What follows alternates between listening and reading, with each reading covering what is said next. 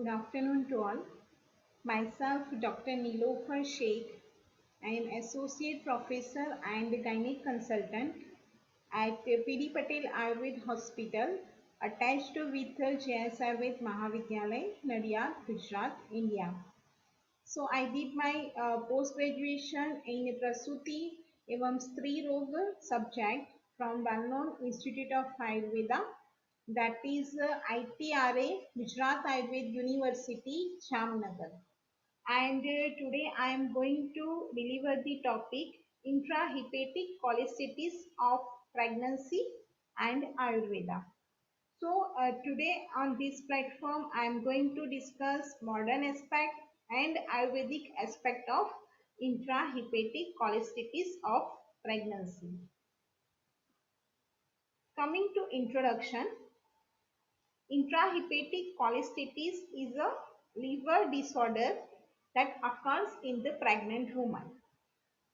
And the synonym of this disease are icterus gravidarum, cholestatic hepatosis, and recurrent jaundice of the pregnancy. And why it is termed as the intrahepatic cholestasis? Because here the stasis of the bile salts occur in the liver. That's why it is termed as the intrahepatic cholestasis. And because of this stasis of the bile into the liver, the impairment of liver functions is observed. Now, epidemiology. This incidence of intrahepatic cholestasis varies widely with the geographical location and the ethnicity.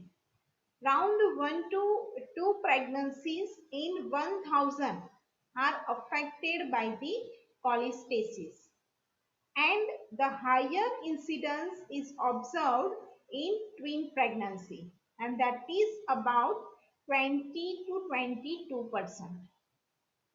It is because of the higher level of the estrogen in the twin pregnancy, and it is more common in the woman over the age of 35 years, and there is a higher chances of development of gallstones in both affected women and their family.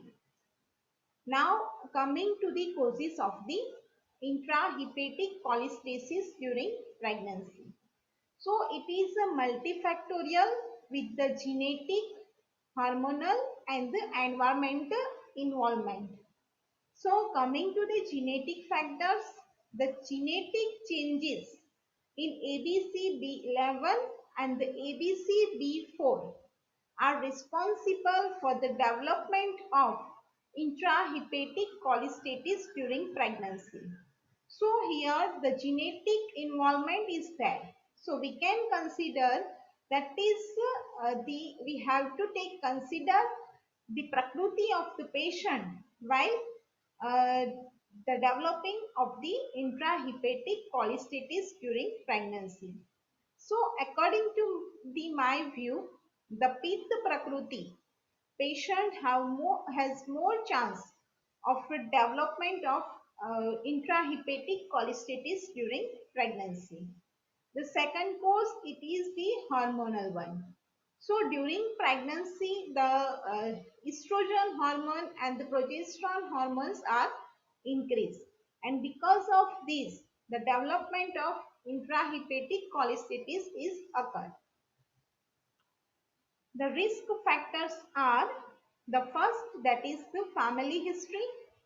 Second, if the age of the mother is greater than 35 years, then there is the greater chances of development of intrahepatic cholestasis. Then multiple pregnancy.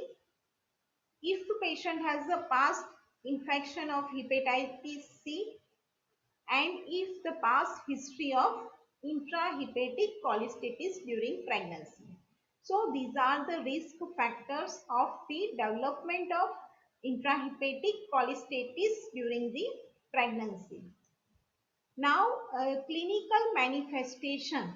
So The pruritus is the primary clinical symptom of the intrahepatic cholestasis during pregnancy, and usually these pruritus may be mild and it is well tolerable by the patient, but sometimes it is severe and it can impair the patient quality of life, like patient because of the sleep deprivation, psychological suffering, and even sometimes the patient may has the suicidal thoughts.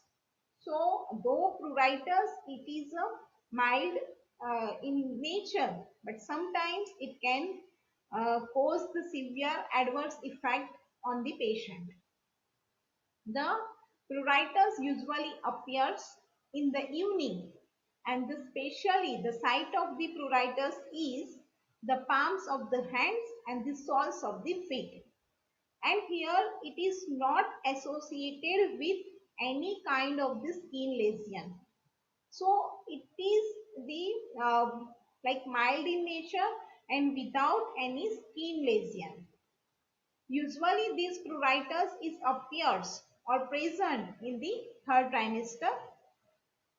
Sometimes we can observe this condition in early gestation weeks also.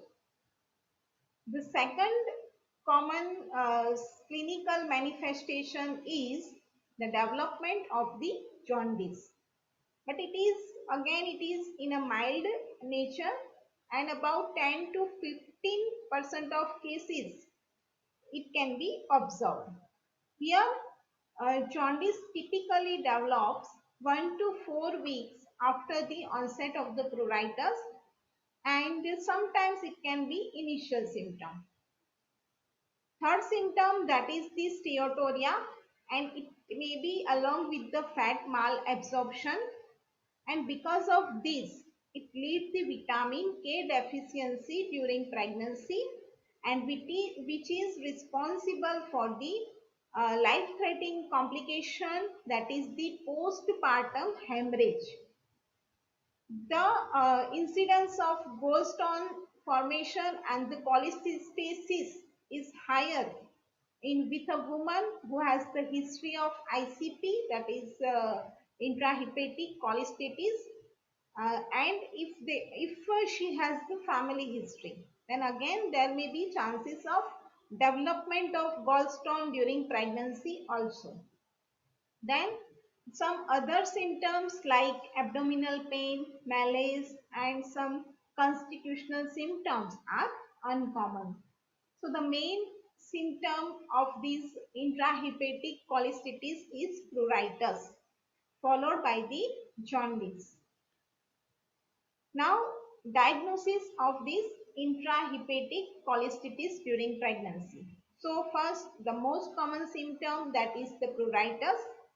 Second, in a laboratory investigation, there will be the increased amount of bile acid, and it is usually greater than 10 micromole per liter.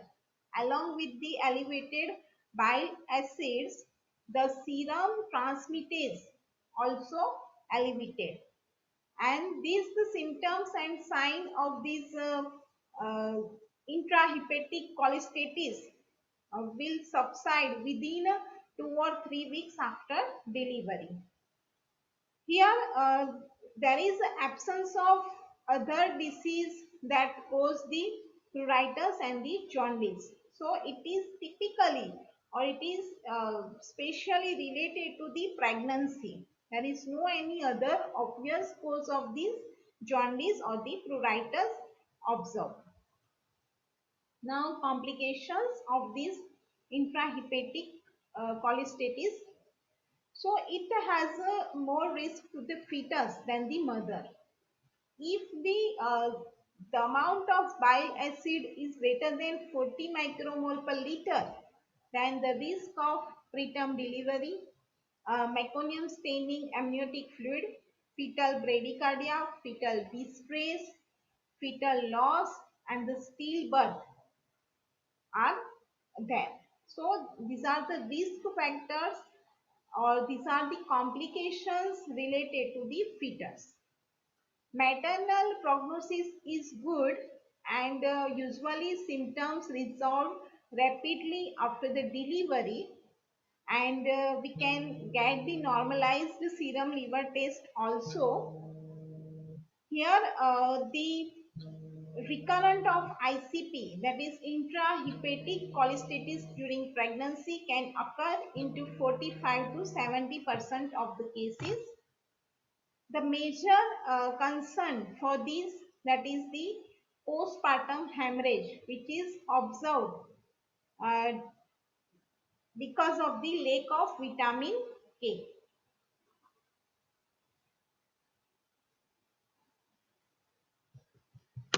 Now coming to the treatment of intrahepatic cholestasis. So currently the hydrophilic bile acid, that is also deoxycholic acid, UDCA. It is the most effective treatment for ICP according to the modern medicine. And the cholestyramine is also effective in cases of itching. Here, along with these two drugs, we should advise the patient to take the vitamin K to reduce the postpartum hemorrhage and the neonatal bleeding.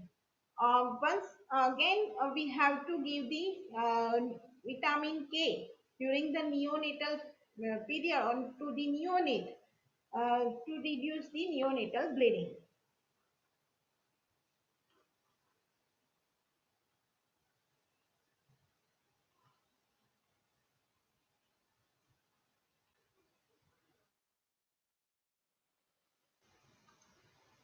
Now, coming to Ayurvedic view of intrahepatic cholestasis during pregnancy. So, here I like to share one quote from the Charak Sutra 18. That is, Vikaranam akushalo nahi jimhat kadachin nahi sarva vikarananam namato asti vivasthiti. It means here while going through the Indian literature, there is no any direct description of intrahepatic cholestasis during pregnancy as a disease or the symptom is available. But we can correlate it as a Garbhini Kamla. And the treatment protocol of Garbhini Kamla is described by Kashyap Samhita. The reference is Kashyap Hilsthana 10. So there is no one-to-one correlation of intrahepatic cholestasis and in Ayurveda. According to the condition, we can treat it as a Kamla. So what is Kamla? The definition of Kamla is it is a pathological state in which hunger and the appetite for food is diminished, all the mul get vitiated and discolorates the whole body. So that is the Kamla. The second, the main symptom of ICP, that is pruritus. In Ayurveda, it is termed as the Kandu. And according to the Acharya, due to Garbha Utpidan, like pressure effect of the growing fetus, this Pittadi dosha move upwards and causes the burning sensation and the Kandu, that is itching. So here Garbha Utpidan is the cause of the development of intrahepatic cholestasis during pregnancy also.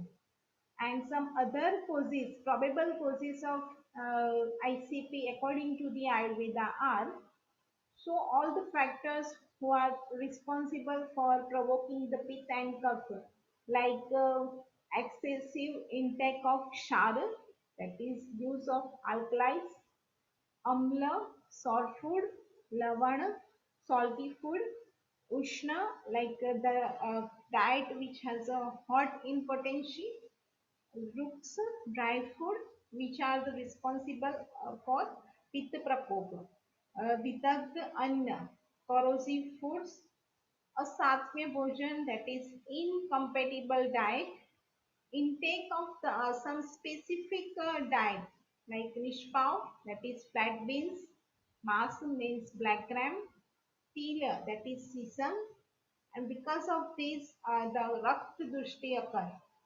Ati Vyayam, excessive exercise, Tiga Swap, base lifting, Veg Dharan, that is the suppression of natural urges. And there are some psychological factors like Chinta, that is worry, Bhaya, fear, and the Krodh, anger, which can lead the vitiation of Kapha and Pitta dosha. Now, going I'm going to describe the Samprapti Gataka. So here the involved dosha may be Pitta and Kapha. If the involvement of Vata is there, then the chances of formation of gallstone is more. Second, that is Dushya. So involved Dushya are Rakta and the Mas. Here the adhishtan of this disease is Yakrit, means liver, and the vitiated shrotas are Rasavaha shrotas, Raktavaha shrotas, Anyavaha shrotas, and the Purishvaha shrotas. Srotodushti is Sang and Vimargaman because there is a stasis, there is some Sang, and here that's why we have to give some mild Rachak drugs to treat this condition. So coming to treatment protocol, according to Ayurveda, first we have to advise the pregnant lady to avoid the causative factors like to avoid the pitta and the cough provoking diet and the lifestyle. Second, here we can give the Aushad Chikitsa, that is drug therapy. During pregnancy, Sodhan Karma is contraindicated. That's why we are not going to give the Shodhan Chikitsa to the patient. Now coming to Aushad Chikitsa. Here Pitta Virechak and Pitta Rakta Shamak drugs are very effective to treat this condition. According to the Prakruti gestation age, Bala of the pregnant lady, we should advise the treatment. Any like churna which are mentioned here that we can give uh, according to the condition of the patient. First, useful drug that is the Bhumyamalki churna, and second, we can give the Katuki churna. So the dose of this churna is 1 gram 3 times a day with water. But here one should take care about the dose and duration because we are giving this medicine to the pregnant lady. So we have to more concern about the strength of the patient and the gestation age of the patient. Now, why Bhumyamalki is useful in this condition?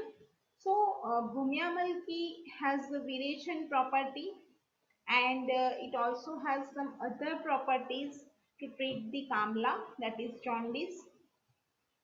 It has a Yakrut Uttejak effect, that is liver stimulation action, and it goes the pitta from the liver, like the status of bile is there in the liver, so it will help to expel the bile from the liver, that is the pitta, and it will rapidly reabsorb the pit from the gut and the bloodstream. It has a mutra virechak karma, and with this it will extract the pitta from the urine. Bhumyamalki has a Tikta Kashai and Madhura Rasa. So it will help to decrease the Pitta dosha, and it help to do the Pitta shaman. Here Bhumyamalki also has a Shita Virya. So we can use it during the pregnancy. And some chemicals like it has some chemicals who has the cholerectic activity and help to uh, improve the function and protection of the liver. Second drug of choice, that is Katuki, Picoraceae purora. It is a well-known herb in Ayurveda medicine, and it is well investigated to treat the jaundice. It has antioxidant, anti-inflammatory, immunomodulatory activity, and based it has a hepatoprotective action. So because of this hepatoprotective action, we have to use this Katuki in this condition. It has a Tiktaras, Laghu, Rukshaguna and Sitavirya Katulita. So the major glycoside is Kutakin, and it is a mixture of picroside 1 and 2. So because of this Kutakin, it has a hepatoprotective action. Now coming to conclusion, intrahepatic cholestasis usually found during third trimester of pregnancy, and it is subside after the delivery. The common symptom of ICP is pruritus, and sometimes rarely jaundice can also develop. But if this condition left untreated, then complications like preterm birth, fetal distress can arise. And in Ayurveda, one can understand it as a Garbhini Kamla, and we should adopt the modified treatment protocol of Kamla. And here, once again, we are going to treat this condition during the pregnancy. That's why we have to use the modified treatment protocol of the Kamla. Two drugs, that is Mumyamalki and the Katuki, may help to relieve the symptom of ICP.